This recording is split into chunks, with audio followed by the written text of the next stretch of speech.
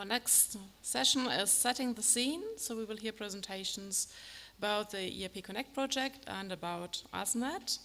So I invite Veronica Di Luna to the stage. Veronica is a member of GEANT's international team. She is my partner managing the EaPEC Connect project.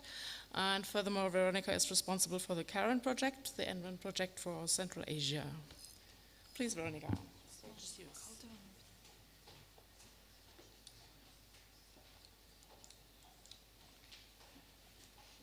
Thank you. Good morning, everyone. So now I will bring us down from the global perspective of Eric's presentation to the concrete actions that we do in this region. I'll explain you a bit about the project EaPEC Connect, about GEANT, and also why we actually organized this conference. So just like any other country or region in the world, EP region, and here, just to be clear, we talk about Armenia, Azerbaijan, Georgia, Belarus, Ukraine, and Moldova. So as any other region in the world, they face societal challenges. And this can be global or very local and permanent to this region. So for example, cybersecurity, digital economy, healthcare, brain drain. And we believe that one of the ways to solve these challenges is actually to put together researchers and scientists and those in academia to work and to find the solutions. And how they usually do it, they exchange data, they collaborate, and they want to do it in a secure and reliable and cost-effective way. They collaborate, so they sometimes want to physically see each other, but also we need to make sure that the distance is not a problem.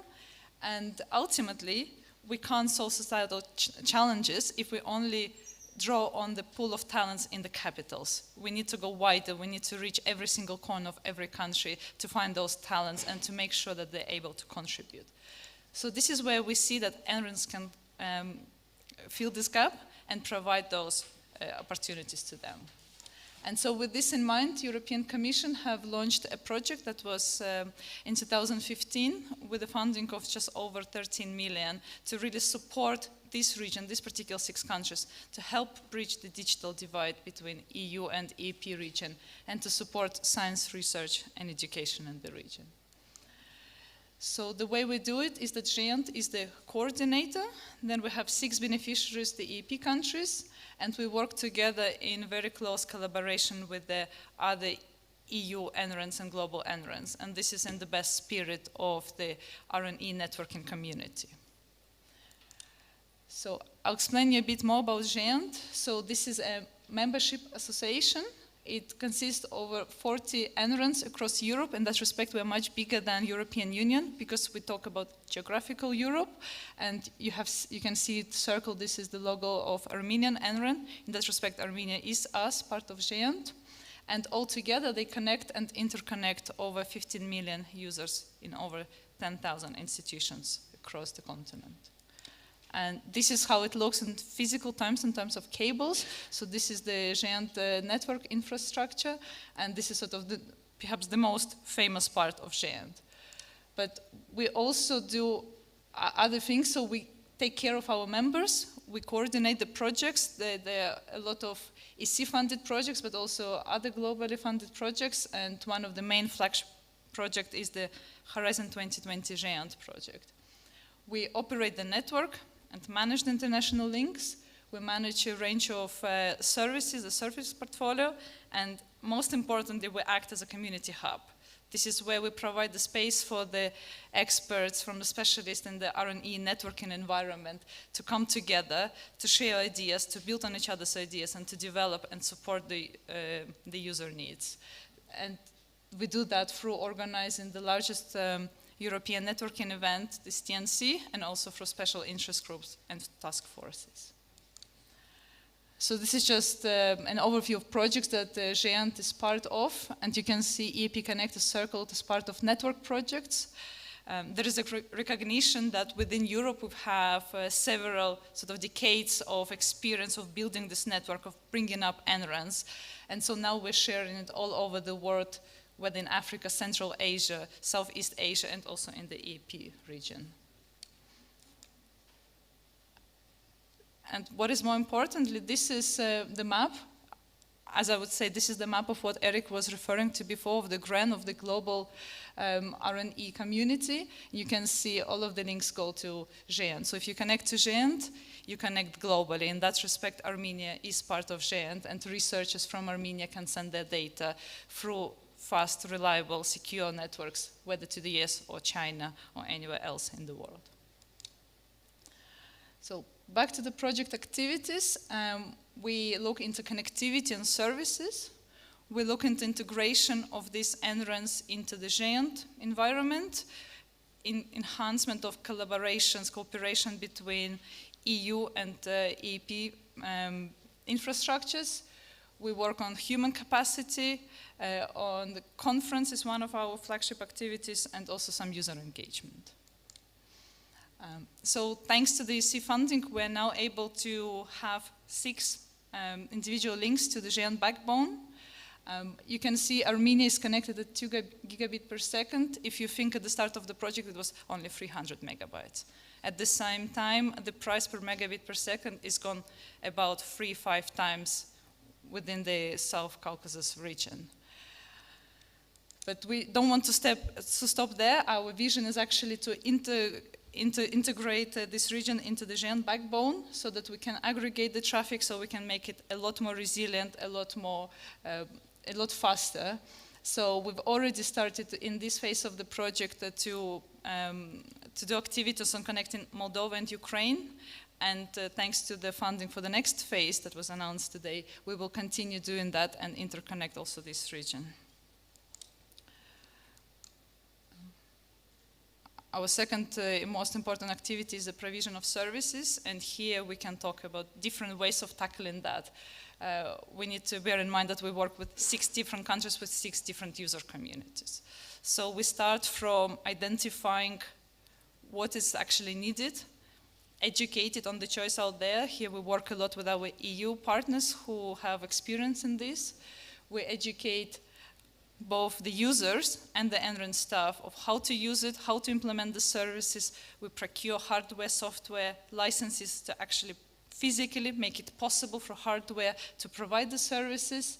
And then we work on the promotional activities and the take-up of that.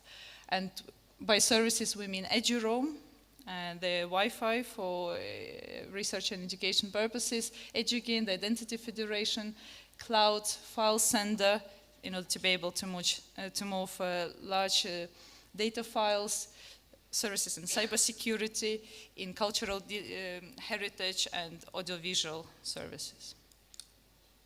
And thanks to these 2 activities, we can see a clear demand.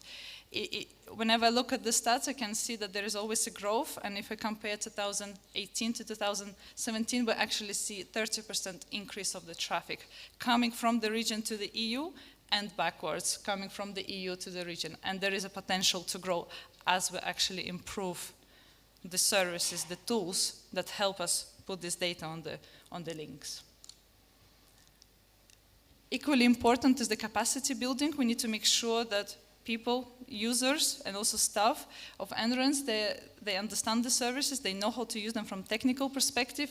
So this is just a range of different workshops that we've done over the years.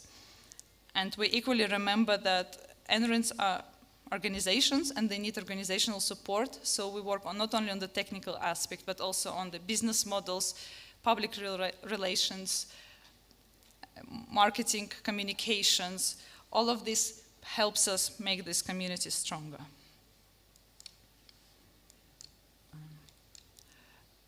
And here we're at the conference. So every single year we come to a different country in order to be able to raise awareness and visibility of this particular NREN within the country. We want to make sure that we put the NREN in the middle of this dialogue. We invite EU infrastructures, EU partners. We have different user communities, government, funders, donors, National Academy of Science and science foundations. So all of them join in this team to be able to discuss and see what is actually required for the development of the country. And NREN in that respect is in the middle of this conversation. Enlighten Your Research is our user engagement activity. Through a dedicated budget line, we encourage every single NREN speak to their users, identify which kind of projects are running in the country, what is that they're missing, how else NREL can bridge the gap and enhance their research. And we identify some winners, and every single conference we award sort of some of this support. And I will be very happy to see that we'll have some more winners tomorrow. And ultimately, for all of these activities, all we strive to do is to put NREL in the heart of the R&E ecosystem. We want to build a trusted partnership between NREL and the surrounding environment. So actually, next time there is another project launched in the country, NREL is part of that, is straight away bridges the gap in terms of technical support, in terms of connectivity, in terms of trust and identity. So this is my final slide. I'm sure you have seen the posters in the corridor. These are the stories of the real benefit that we bring to the countries, and I'm pleased to see that we can identify them. And if you follow the link, you can read more about that. Eric has already mentioned the Armenian stories. I'm always very happy to tell the Georgian story, is whereby the NREL has teamed up with the National Security Agency to build on the expertise in the country to invite young talents to participate in the cybersecurity sort of movement that is going on at the moment through provision of the activities, through provision for a portal where young people can train, can learn, can experiment, and they provide the computational resources behind that. So some of these examples are extremely important for us, that we also help the young generations improve their awareness. So I welcome you to read more on our website, and I wish you a very good conference. Thank you.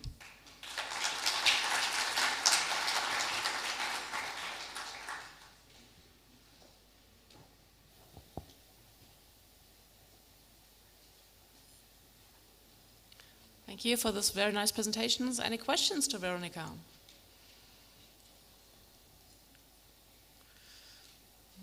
No? Okay. Then we continue with our next presentation. So from Raj Asatrian. He is Director of the Institute of Informatics for Informatics and Automation Problems here in Yerevan, and he is head of ASNET, the Armenian Research and Education Network.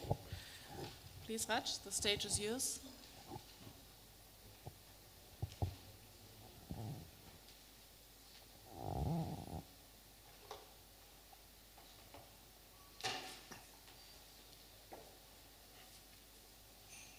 Good afternoon, everybody.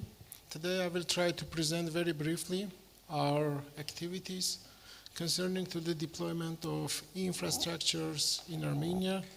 I mean networking, computing, and data infrastructure for the academia and also for the universities. The outline of my presentation is to give some historical background of our activities in the NREL. Next, I will go to represent to give some information about the infrastructures which are available in Armenia. Then to give some examples of the services that we're already providing to our user communities, and also to finish by to give some use cases that different user communities already started to use these services and got some benefits by using different types of complex infrastructures. A few words about the NREL. So as we celebrated today, so the NREL, it was funded by the decision of the Presidium of the National Academy of Sciences in 1994. And at that time, after the foundation of the NREL, we created the first link between Yerevan and DAISY Frankfurt, DAISY Hamburg in Germany, which was located in the Yerevan Physics Institute, in order to provide some limited connectivity for the research community of Armenia. Then, after this, we started to extend the infrastructure of the NREL, and in 1998, we were somehow accepted or approved as an operator of the networking services and internet itself. and we started to provide in 1998 these kind of services to several universities which were located in the city of Yerevan. After that period, in 2002, we started a new project which was funded by the NATO Virtual Silk project in order to provide some satellite connectivity to our communities. And each time when we change the infrastructure and the connectivity, we also increase the bandwidth. Because if we speak about the bandwidth, which was in 1994, it's almost nothing that we have now. For instance, as it was mentioned before, 2 gigabit per second bandwidth direct connectivity between the GN and Armenia. And then in 2008, thanks to the European Commission, we started another project which was called Black Sea Interconnection Project. And through this project, we already had direct connectivity with the GEON, but without being a member of the GEON consortium. And then, thanks to the EAP Connect project, we could not only increase the connectivity connectivity with the GEON, but also we increased dramatically the services and the services that we provide to our user communities. And this slide, it illustrates our history in terms of the developing of networking infrastructures in Armenia. The next slide, it's about the computational infrastructures that we started to deploy by using the networking infrastructure. And if you think now what we did before, maybe we were crazy, because in 1998 we started to use the resources of some servers which were available in the premises of the NREL to use for some computational things, because their servers, they were provided some services to the user communities which were used to the daytime, but we decided that it will be better to use also these facilities for the nighttime because they were not working so much. And in 1998, we started just to create some testbed infrastructure by using the resources which we already had in the NREL. And then we realized that it doesn't work because we have different speed of connectivities between these servers, and it's very difficult to forecast when we will finish these complex applications, because we have different speeds, different CPUs, and different platforms. And then after that, we realized that it will be better to create some cluster-based, small high-performance computing cluster in Yerevan. And then in 2004, we created the first high-performance computing cluster in Armenia.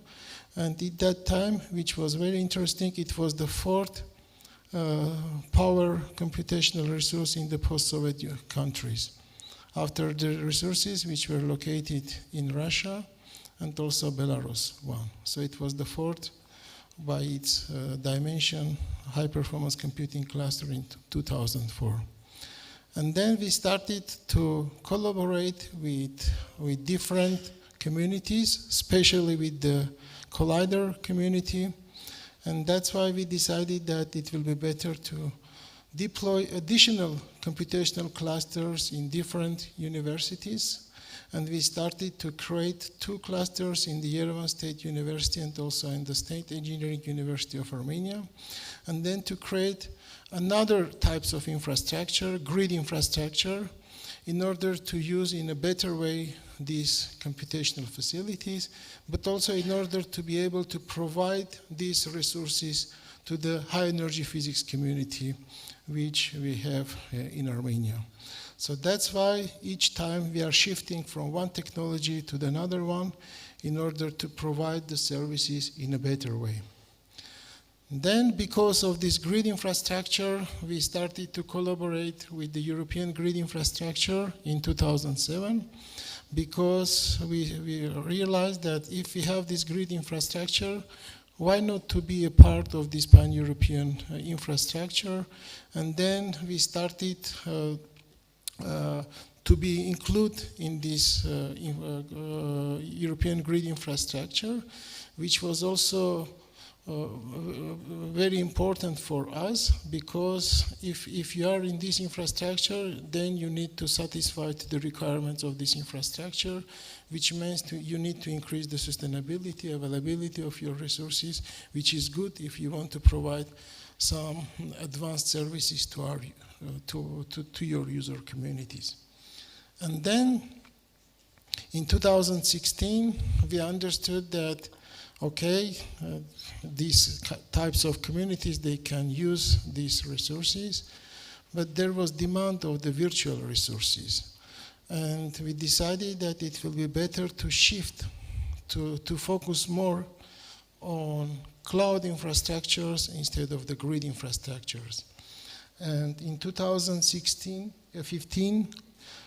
we started the Eastern Partnership Connectivity Project, and thanks to the project we got some resources, and then we started to deploy again the first cloud infrastructure in Armenia for the research community. And now we are in the stage also to shift from the cloud infrastructure to provide this cloud infrastructure, but also to focus on the supercomputing facilities. So as you see, there are some transformations of the infrastructures, and we are changing our vision year by year by focusing to satisfy the requirements of the user communities. And what is our mission as NREL? So NREL is operated itself by the Institute for Informatics and Automation Problems of the National Academy of Sciences, which is the only institute in the domain of computer science and information technologies within the National Academy of Sciences. And one of the pillars of the institute is to try to provide nationwide infrastructures and services, not only to academia, but also in a wider concept, to the state, to the societal challenges, to the scientific challenges, etc. So that's why we have some mission, and the mission is concentrated in two different aspects. One is to try to help, to support to the digital economy in Armenia. And in Armenia, we have a big transformation of the digital economy during the last decade, but also to try to support to the digital science. So that's why these are our missions, in order to extend our facilities, not only the infrastructure itself, but also the services, in order to be able to tackle these two challenges, I mean the digital science and also the digital economy.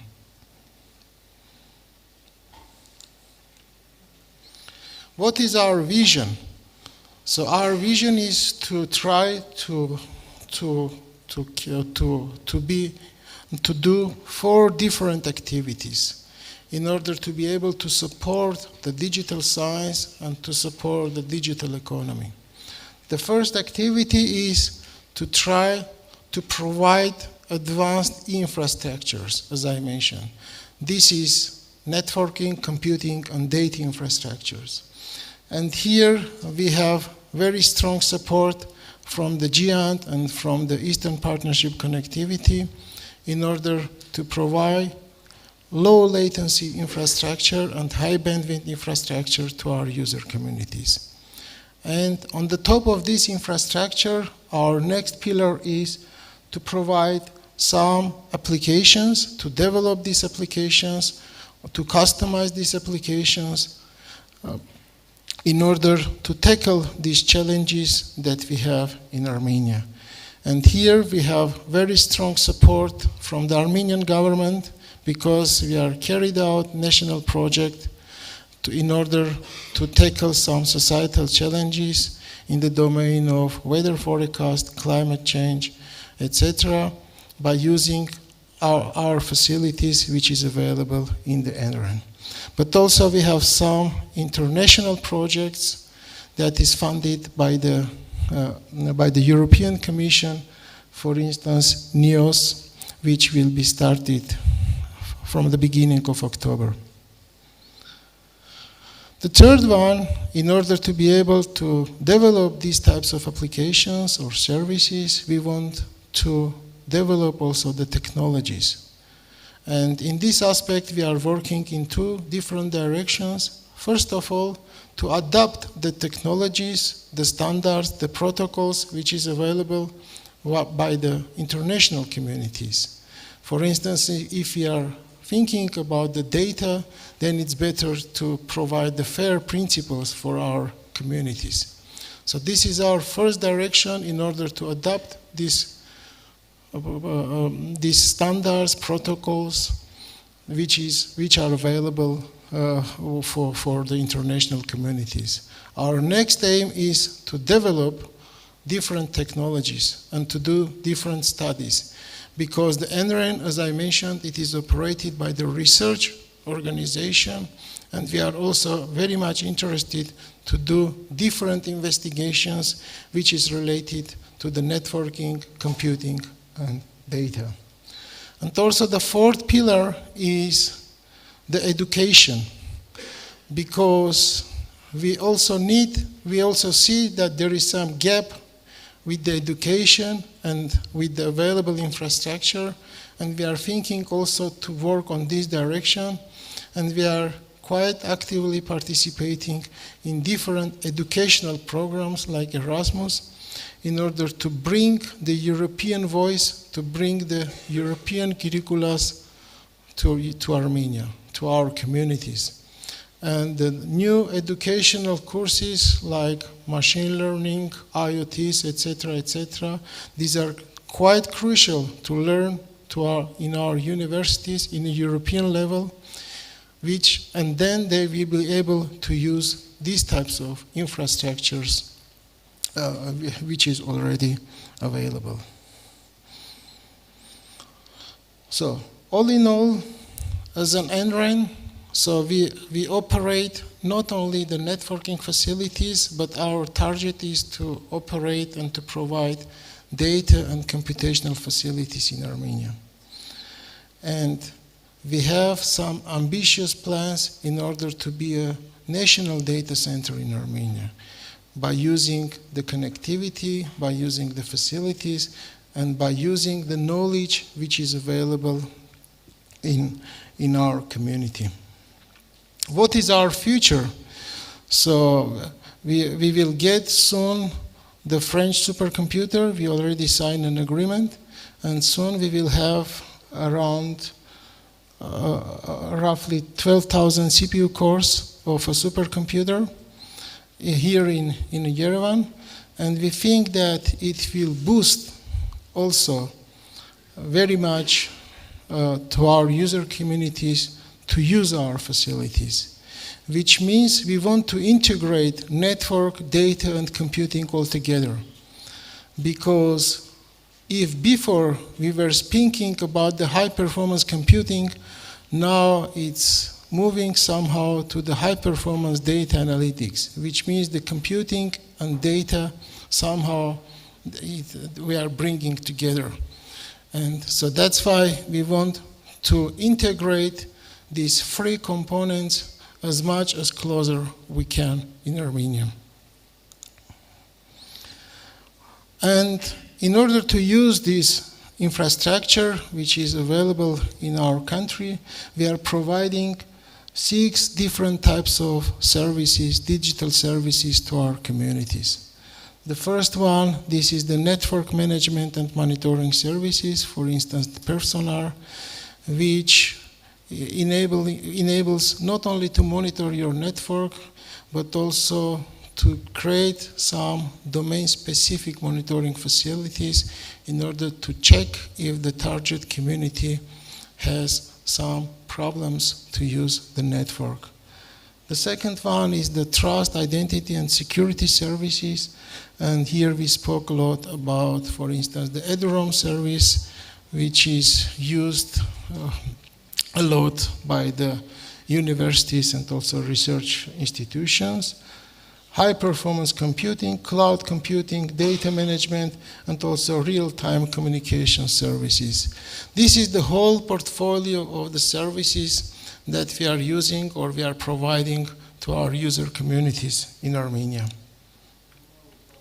And I would like to bring just a few examples of the services that we are providing in Armenia.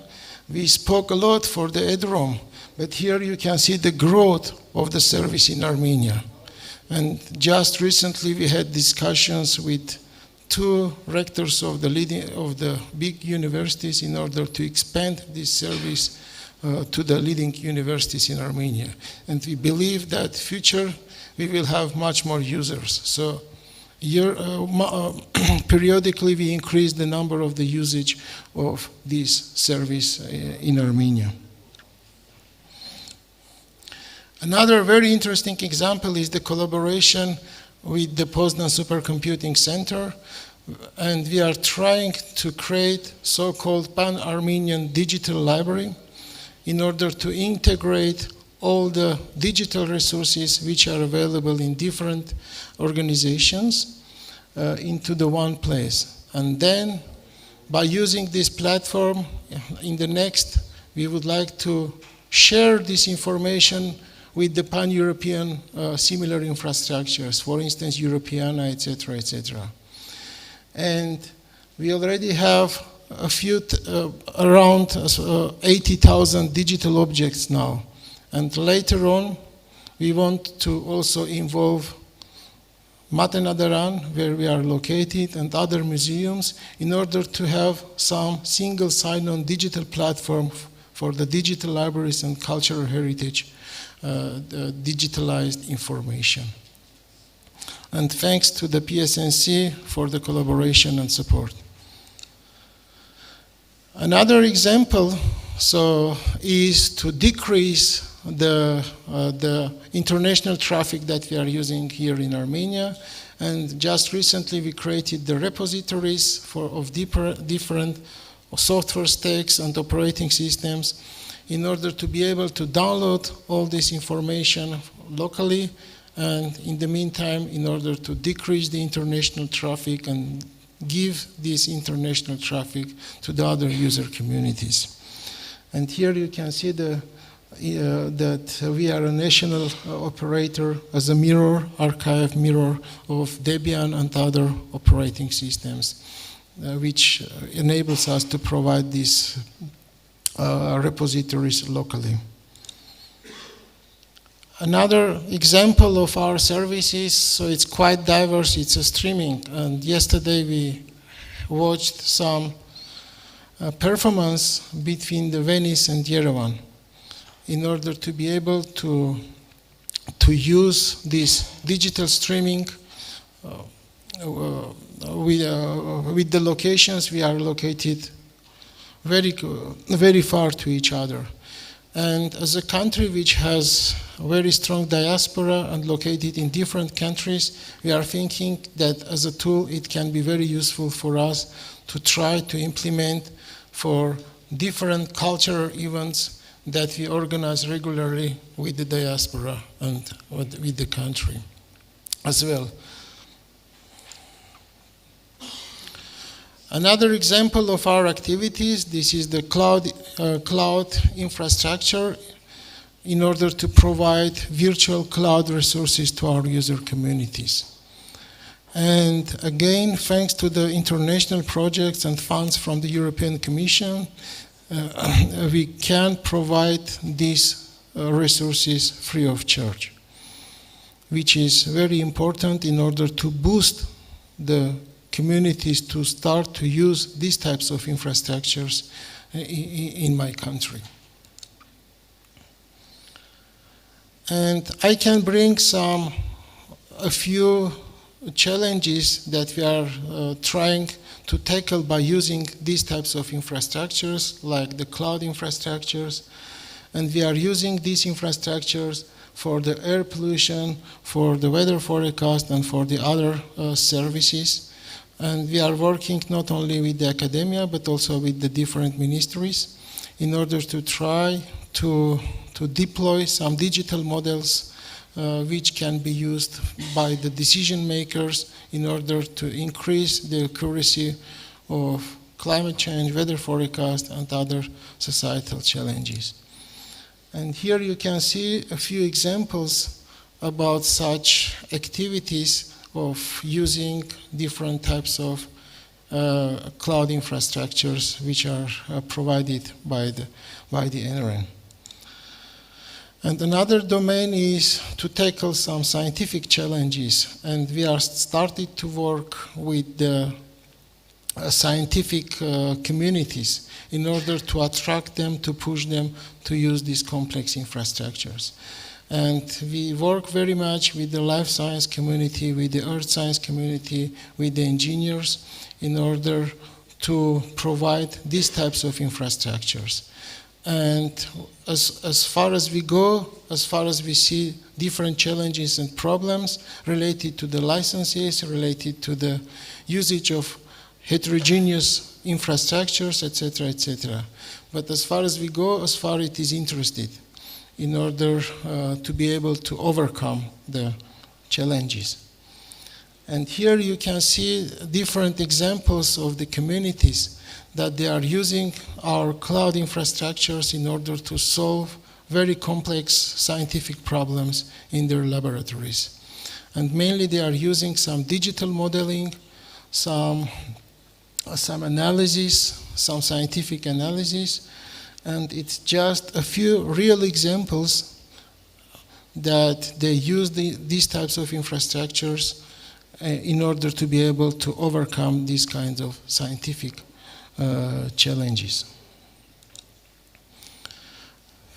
And also, I would like to say that, so we started from the societal challenges, now we move to the scientific challenges, and just recently we started also to have some collaboration with the private sector, with the big companies which are located in Armenia, like Mentor Graphics Siemens or Synopsys or other companies or National Instruments, because they have also very big problems. They are facing also very big problems, and I think soon we will also create some synergies with the private sector, which is also quite important for us. Because ICT is a priority in Armenia, and each year we have about 25% of growth of this sector.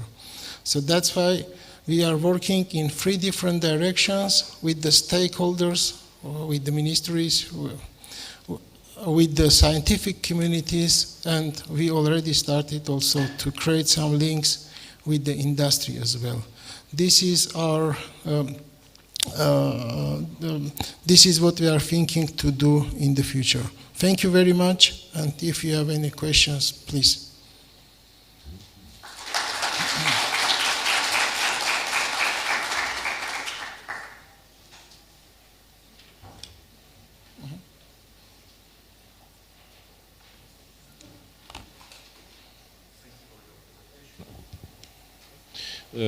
Armenia, as Moldova, is a seismic zone. In your presentation, I don't see any geophysics center or seismic center. I ask because we have started some collaboration on the European level in the domain of seismology and machine learning.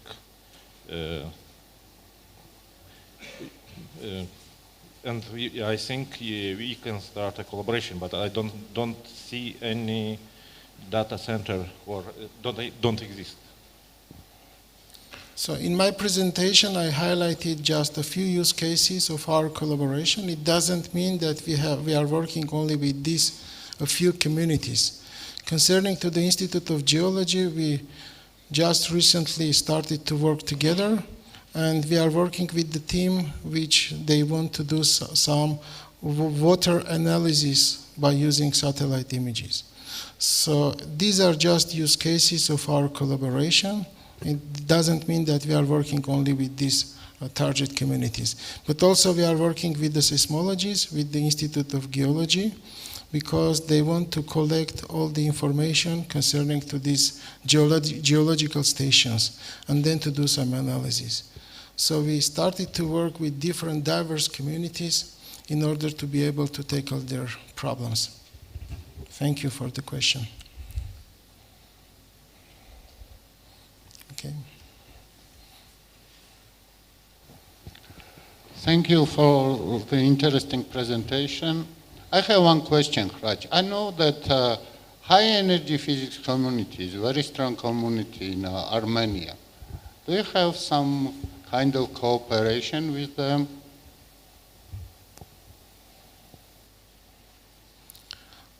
So actually, mostly the high energy physics community is concentrated in the Yerevan Physics Institute.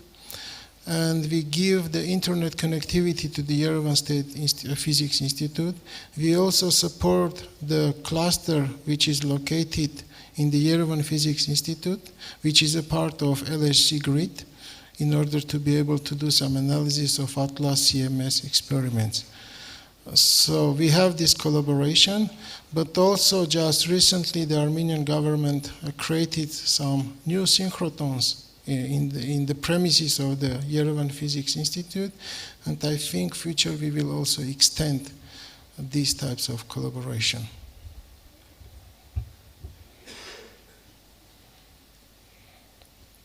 Any more questions, please?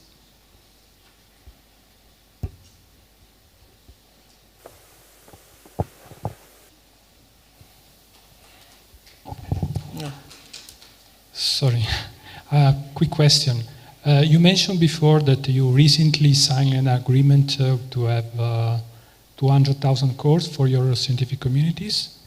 The question is, are you planning to share part of these resources with the European infrastructure? And if GPU resources will be also available in the future? Thanks. So first of all, we are not planning because we want to start to solve the local problems, and because we will get some funding from the Armenian government in order to transfer to create the supercomputing center. But mostly we want to use these resources for the local needs, but also we have some plans to share some resources. So we will focus on the local challenges, but also we will share some part with the global community. Hi there, I've got a question. Hi. How do you see open science and fair data impacting the researchers in Armenia? Once more, please. What is the question? How do you see the advent or the rise of open science policy and fair data, findable, accessible, interoperable, reusable? How do you see that affecting the researchers in Armenia? So we started to realize the importance of this question because, for instance, as an example of the digital libraries and the cultural heritage digital data, because in these projects we will have different museums and different organizations, then we need to have the policies. How to share, how to use this data, and how to process this data. So that's why we started to realize, in order to implement the FAIR principles for this, which will be also useful for the partners that are participating in these complex applications. So because in these domains you have different partners, and in order somehow to synchronize, you need to implement some principles. And I think and I believe that, for instance, the FAIR principles, it's a good one to start to implement for the communities.